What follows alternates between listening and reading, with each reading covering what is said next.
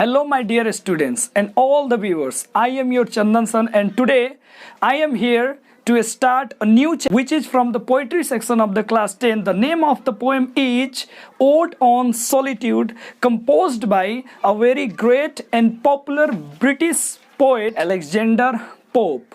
So before we start this chapter, I would like to tell you, please subscribe our channel so that you can get the notification on the right time. So let's start the chapter. So dear students, first of all we have to know about the poet. Okay?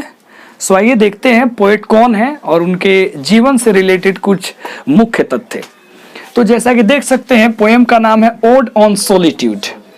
तो हम लोग ये जानेंगे जरूर कि odd का मतलब क्या होता है और सॉलिट्यूड का मतलब क्या होता है, लेकिन पहले जरा सा पोएट का बैकग्राउंड देख लेते हैं। ठीक है, तो पोएट जो है अलेक्जेंडर पोप, ये एक पोएट तो थे, कवि तो थे, सैटारिस्ट भी थे, माने व्यंग करते थे लोगों के ऊपर, मुद्दों के ऊपर, अलग अलग वस्तुओं के ऊपर, एंड क्रिटिक भी थे, आलोचनाकार जिसको कहा जाता है, जो किसी चीज की क्या करे, आलोचना करे, निंदा करे। ठीक है, तो एग्जाम में आपको पूछ भी सकता है कि इन चारों में से कौन एक क्रिटिक थे, तो आपका आंसर हो जाएगा अलेक्जेंडर पोप। ओके, इनका अगर हम लोग जन्म की बात करें तो ही वॉज बोर्न ऑन 21 में 1688 at London in England. Okay, and he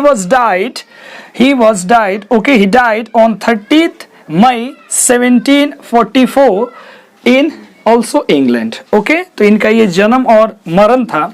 कुछ और बातें जानते हैं इनके बारे में। वो 18वीं शताब्दी के एक पोएट थे और इस एज को, जिस एज में वो थे, उसको कहा जाता है अगस्टिन एज। इसके बारे में विशेष मैं जो हूँ अब बताऊंगा किसी अगले वीडियो में कितने प्रकार के एज थे, जैसे कि विक्टोरियन एज चलता था, एलिजाबेथन एज चलता था, उसी तरीके से ये अगस्टिन एज है, ये इंग्लिश लिटरेचर से रिलेटेड है। ठीक है ना, तो उस एज के ये कवि थे। तो एग्जाम में पूछता भी है कि अलेक्जेंडर पोप जो है किस सेंचुरी के पोएट है, तो आंसर आपका हो जाएगा 18th सेंचुरी के। ओके, इनके कुछ इंपॉर्टेंट वर्क्स देखते हैं। वर्क्स का मतलब यहाँ क्या होगा, रचनाएं। ठीक है ना, रचनाएं यानी कि इन्होंने जो जो रचनाएं की हैं उनमें से महत्वपूर्ण रचनाएं कौन कौन है। और ये भी एग्जाम में आराम से पूछता है कि who wrote the rape of the lock, आपका आंसर होगा व्हाट, अलेक्जेंडर पोप। तो इन्होंने the rape of the lock लिखा, द डनसीड लिखा, द इपिसिस्ट लिखा, essay on man, essay on criticism and so on. इस तरीके के बहुत सारे उनकी प्रसिद्ध क्या है, रचनाएं हैं। ये जो प्रस्तुत पोएम हम लोग पढ़ने जा रहे हैं, जिस पोएम का नाम आपने देखा है ओड ऑन सॉलिट्यूड। देखिए, ओड ये एक टाइप ऑफ पोएट्री होता है। ठीक है, इसका मतलब जनरली होता है क्या, एक लिरिकल पोएम, यानी कि जिसको गाया जा सके, जिसमें संबोधन किया गया हो किसी खास एक इंडिविजुअल चीज के बारे में, किसी खास वस्तु के बारे में। तो ओड का मतलब गीत समझिए, संबोधन समझिए, और वो भी किस पे लिखा गया, सॉलिट्यूड पे लिखा गया। किस पे लिखा गया, सॉलिट्यूड पे। और सॉलिट्यूड का मतलब क्या है, सॉलिट्यूड का मतलब होता है एकांत, यानी कि अकेलापन, जिसको हम लोग कह सकते हैं व्हाट, क्या कहते हैं, सॉलिट्यूड। यानी कि एक ये ऐसा ओड है जो एकांत के लिए गाया गया। ठीक है, एंड बेसिकली अगर इस थीम की बात करें हम सभी जो है इस कविता के, किसकी थीम यानी कि इसका बेस क्या है, तो हम आराम से देख सकते हैं कि in this poem the poet expresses his desire, okay, his what, desire to lead quiet and secluded life with least assist। इसका मतलब है कि कवि इस कविता में दर्शाता है अपनी इच्छा को कि वो एक ऐसा जीवन जीना चाहता है, एक एकांत जीवन जीना चाहता है। तो कैसे, मिनिमल एसेट्स पे, लीस्ट एसेट पे, जिसका मतलब होता है कम चीजों पे, यानी कि अगर थोड़ी सी चीजें मिले तो वो जीवन एकांत में आराम से और संतुष्ट होकर के बिताना चाहिए। कविता के अंत में हम देखेंगे कि पोएट कहता है कि he wants to live। अब वो कैसे रहना चाहता है, तो वो रहना चाहता है, हम देखेंगे he wants to live an oblivious life। what, मैंने क्या कहा, oblivious life with no necessity to be mourned or missed once the poet passes away। इन्हीं के मतलब है, कवि अंत में कहता है कि मैं ऐसे जीना चाहता हूँ अनजान तरीके से, अनदेखा तरीके से। और अगर मैं मर जाऊं, ठीक है, अगर मैं गुजर जाऊं तो मेरे पीछे कोई शोक करने वाला नहीं है। यानी कि कुल मिला के ये कवि का इच्छा है कि मैं एकांत में अकेले सुखी संपन्न होकर के अपना जीवन में क्या करूं, व्यतीत करूं। This poem is also related to a happy man. Okay, in this poem, the poet has, okay, told us that what kind of man would be happy in his life. What are the things that make a man happy? वो कौन कौन सी चीजें हैं जो एक इंसान को क्या बनाता है, खुश बनाता है, और इंसान कैसे जीवन में किस प्रकार का इंसान जो है खुश रह सकता है, और कवि की इच्छा क्या है। तो आइए इस चैप्टर को हम लोग शुरू करते हैं, जिसका नाम है ओड ऑन सॉलिट्यूड, यानी कि एकांत का गीत। वो क्या गीत है, वो क्या संबोधन है, ये कविता हम लोग देखेंगे तो हमें समझ में आएगा। तो let's start the poem. So my dear students, अपने सामने स्टेंजा नंबर 1 है, और एक खास बात हम बताना चाहेंगे कि ये कविता जब लिखा गया था, when this poem was composed by Alexander pope when he was just 12 years old boy. And poem का जो थीम है वो आप देखेंगे तो आप भी सोचने पे मजबूर हो जाएंगे कि 12 साल का लड़का इतनी बड़ी बातें वो कैसे सोच सकता है। और ये जो भी पोएम का थीम है जो मैंने आपको समझाने का प्रयास किया, ये आज के जीवन में और आज के युग में ऐसा जीवन व्यतीत करना काफी कठिन है, आसान नहीं है। तो आइए देखते हैं पहले स्टेंजा में कवि ने जो है वो क्या कहा है। तो कवि कहते हैं, happy the man whose wish and care. वो इंसान खुश है, प्रसन्न है, आनंदमय है। कौन इंसान? जिसकी विश एंड केयर, जिसकी इच्छा और चिंता वो सीमित है। वो है किस चीज में है? A few paternal acres bound. Paternal का मतलब होता है पैतृक, यानी कि जिसको आपको पुरखों अपने बाप दादाओं से मिली हुई। कुछ ऑफ यू का मतलब होता है कुछ, पैटर्नल पैतृक क्या जी? Acres bound. एकर्स तो आपको पता है कि ये जमीन का एक मेजर होता है, 1 एकड़ बराबर जो है कितना होता है आप अच्छे से जानते होंगे। ओके, तो यानी कि वो इंसान जिसको अपने पूर्वजों से, अपने बाप दादाओं से अगर कुछ जमीन मिली हुई है तो वो इंसान खुश है। ठीक है, आगे कवि ने क्या कहा? Content to breathe. कंटेंट का मतलब होता है संतुष्ट। वो संतुष्ट है कैसे? टू ब्रीथ, सांस लेकर के, जी करके। कहा? हिज नेटिव एयर, अपने उसी पैतृक आओ हवा, उसी पैतृक माहौल में। ठीक है, और इन हिज ओन ग्राउंड, अपने खुद के जमीन पे, अपने खुद के क्षेत्र में, अपने खुद की धरती पे, खुद के जमीन पे। यानी कि जिस इंसान, कवि ने क्या कहा कि वो इंसान जिसको अपने पुरखों से, अपने बाप दादाओं से अगर कुछ जमीन मिली हो और वो उसी जमीन पे रहता है, उसी जमीन पे वो संतुष्ट है, उसी जमीन के वातावरण में वो अगर सांस लेता है, अगर वो जिंदा है, तो वही इंसान क्या है? वही इंसान हैप्पी है। बाकी कोई इंसान कभी के दृष्टिकोण से हैप्पी नहीं है। तो पहला स्टेंजा ए था। आइए हम लोग देखते हैं नेक्स्ट स्टेंजा को। ठीक है, तो आपने जो है अभी फर्स्ट स्टेंजा में देखा कि कौन इंसान सुखी है? जिसके पास बाप दादाओं की दी हुई थोड़ी सी जमीन है और जो उसी जमीन की एयर में अपना जीवन जीता है, सांस लेता है और संतुष्ट है, वही इंसान क्या है? हैप्पी है। तो एग्जाम में क्वेश्चन भी आता है कि who is the happy man? कौन हैप्पी मैन है? तो आपको आंसर इसी स्टेंजा से देना पड़ेगा। ओके, अगले स्टेंजा नंबर 2 में कवि ने क्या कहा वो देखते हैं। कवि कहते हैं कि which hurts with milk, which fills with bread। यह hurt का मतलब क्या है?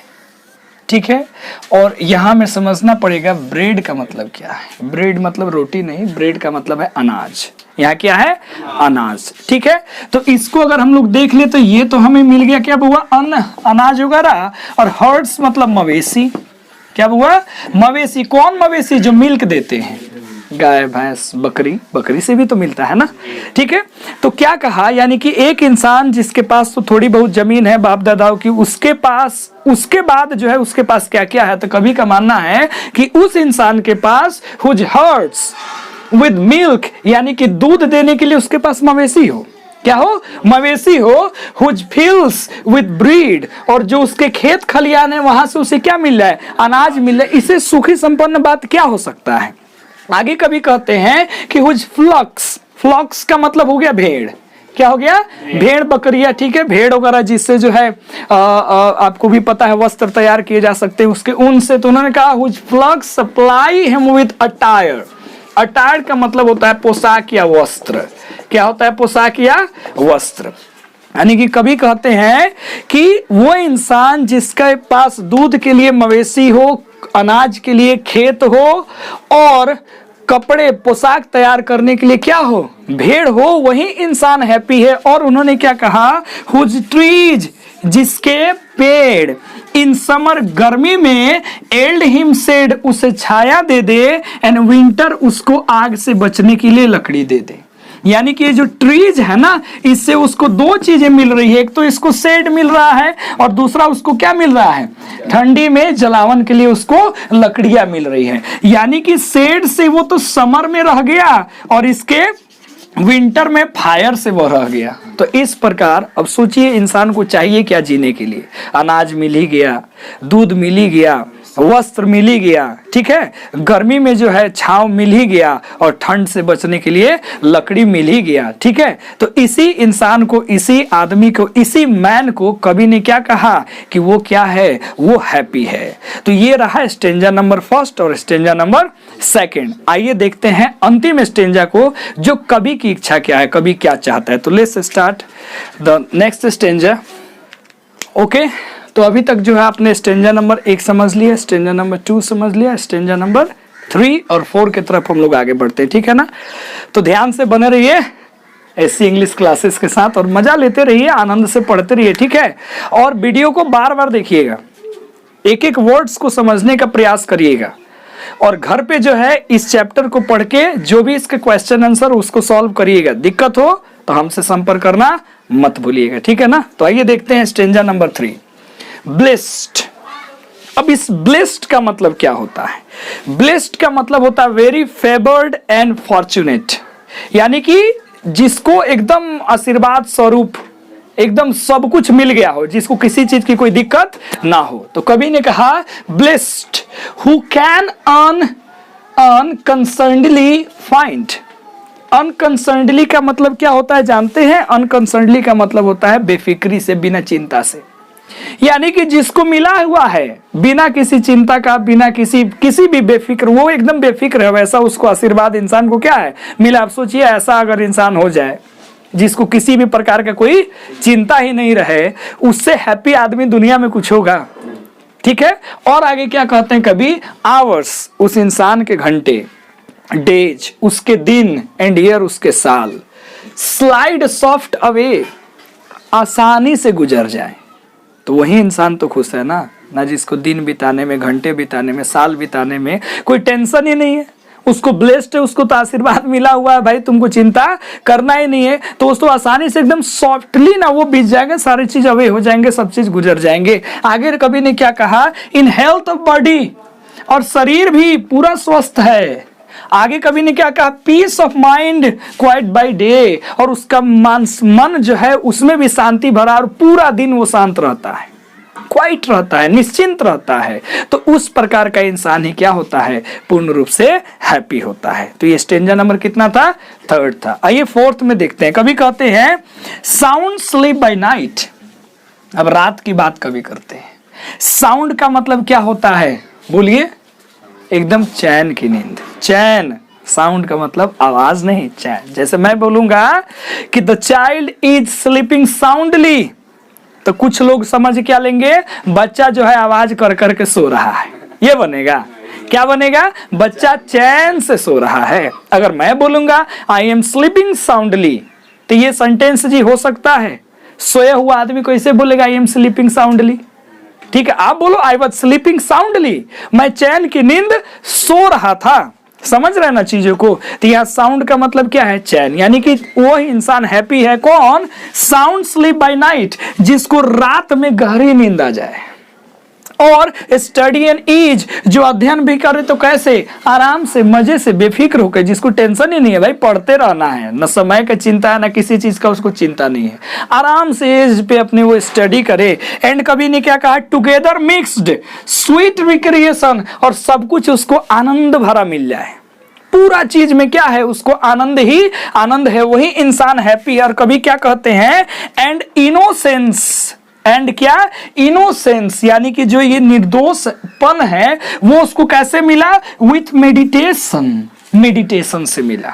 मेडिटेशन समझते हैं ना, चिंतन। और इसने क्या किया, विच मोस्ट टच प्लीज, और इस मेडिटेशन से जो उसको इनोसेंस मिला वो उसको खूब ज्यादा क्या कर रहा है, प्लीज रख रहा है, यानी कि खुश करता है, आनंदित करता है। तो वही इंसान क्या होता है, हैप्पी होता है। तो किस प्रकार हमने अभी तक देखा कि जिस इंसान को, जिस मैन को पैटर्नल एकर्स अगर मिल जाए, कुछ जमीन बाप दादा से अगर उसको मिली हुई है, वो उसी जमीन में रहता है, वहीं की हवा में वो सांस लेता है, जिंदा रहता है।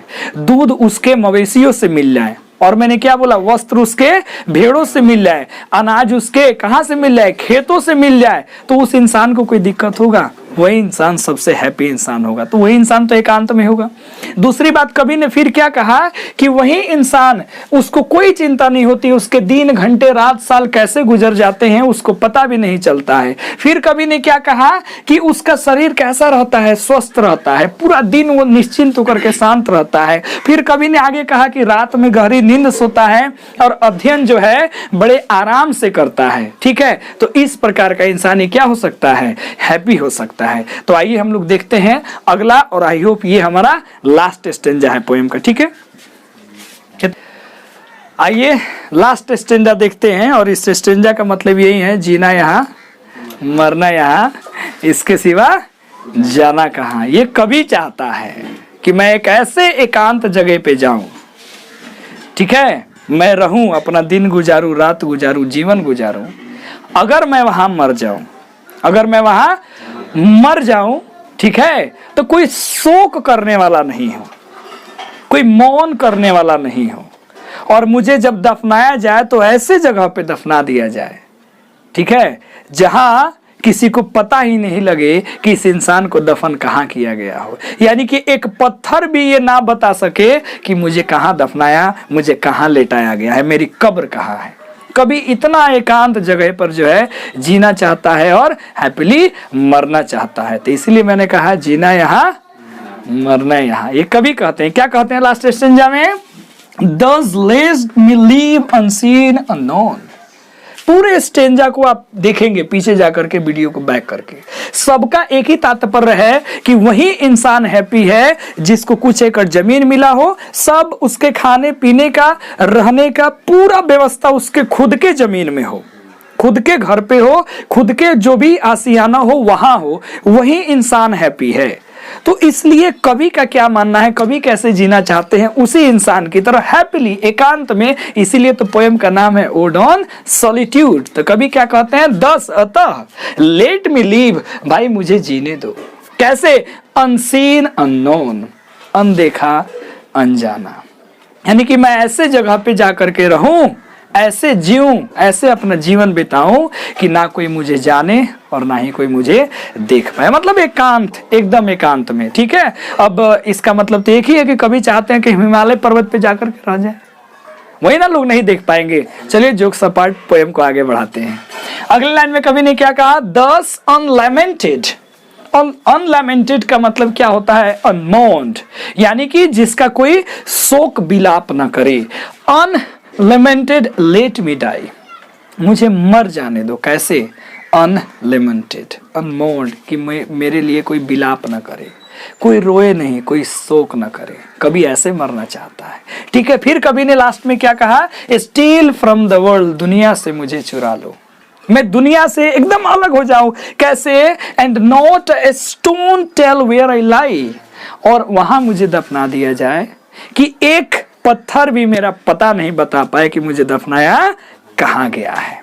तो पूरे कविता का एक ही मोराल है, कवि जो है कुछ सुविधाओं को लेकर के जीवन बिताना चाहता है, और वो कैसे जीना चाहता है मैंने बता ही दिया था शुरू में ही कि कभी एकांत में वो कभी जीना चाहता है। और कैसे जीना चाहता है? ऑब्लिवियस, एकदम एकांत वाला जीवन। और ऑब्लिवियस का मतलब मैंने वही बताया था, एकदम अनजान जीवन बताना चाहता है। उसने ये भी कहा कि with no necessity to be mourned और missed once I pass away, जब मैं गुजर जाऊं तो मेरे लिए विलाप करने की भी आवश्यकता नहीं है, मौन बनाने की, शोक मनाने की भी आवश्यकता नहीं है। यही पोयम का जो है ये पूरा जो है मैंने जो है एक्सप्लेन करके आपको समझाया। और आप सोच सकते हैं आज के जीवन में इस प्रकार का जीवन व्यतीत करना कितना कठिन है। सोचिए 12 साल का जब ये कवि था तब उसने इतनी बड़ी बड़ी बातें सोच ली थी। So thank you very much, hope you have like this video and again I am saying to you, please subscribe our channel so that you can get the notification on the right time and try to share this video in your all groups with your friends. Okay, thank you very much. Bye.